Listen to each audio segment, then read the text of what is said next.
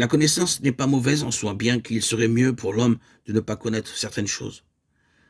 C'est la connaissance en dehors de Dieu qui a fait de l'homme un prisonnier, un esclave, et qui lui a coûté cette haute connaissance qui est la vie éternelle. C'est ici la vie éternelle qu'ils te connaissent, toi, le seul vrai Dieu, et celui que tu as envoyé, Jésus-Christ, Jean 17,3. Le prix en fut une intelligence obscurcie, Éphésiens 4,18. L'apôtre Paul, qui a dit « Dieu trouva bon de révéler son Fils en moi », Galates 1,15, a aussi souligné le fait que cette révélation, dans la pensée du Seigneur, devait faire de lui un instrument pour leur ouvrir les yeux, afin qu'il passe des ténèbres à la lumière et de la puissance de Satan à Dieu, Acte 26,18. Il a encore dit à ce sujet, Dieu qui a dit que la lumière brille du sein des ténèbres, a fait aussi briller sa lumière dans nos cœurs, pour que la connaissance de la gloire de Dieu resplendisse en la personne de Jésus-Christ, 2 Corinthiens 4,6. Lorsque Dieu en Christ se révèle dans l'homme intérieur, la séduction et la puissance de Satan sont détruites, et l'homme est libéré. Satan emploiera tous les moyens concevables pour empêcher cette lumière intérieure. Il aura recours à des assauts directs pour détruire les messagers aussi bien qu'à des substituts subtils de la vérité. Pour étendre et consolider son œuvre de séduction et pour édifier son royaume rival et faux.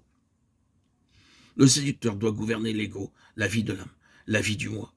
C'est là qu'est la grandeur du péril, pour les croyants qui s'appuient sur leur propre vie d'âme, car l'ennemi a chez eux une base plus grande contre Dieu. C'est là aussi que nous trouvons l'explication de beaucoup d'autres choses, comme celles que l'on appelle spiritualisme ou spiritisme, ou la dictature.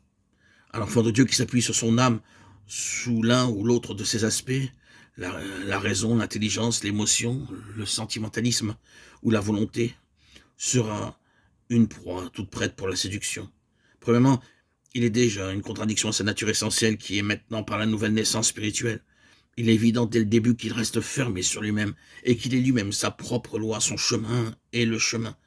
Et il n'en voit point d'autre, il s'agit de nouvelles lumières, il ne peut être enseigné. Quant à faire de nouvelles expériences, il n'en aura pas besoin. Quant à suivre un autre chemin, il ne peut le concevoir.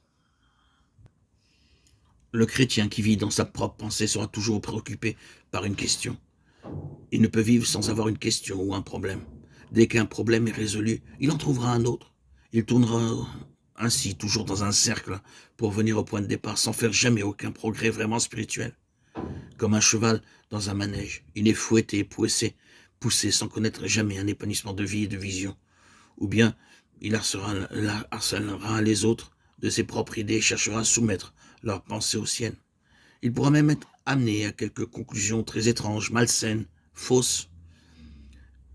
Il se trouvera pour finir dans cette position occulte, car ce n'est pas autre chose, une séduction, où il faudra reconnaître la main de Satan.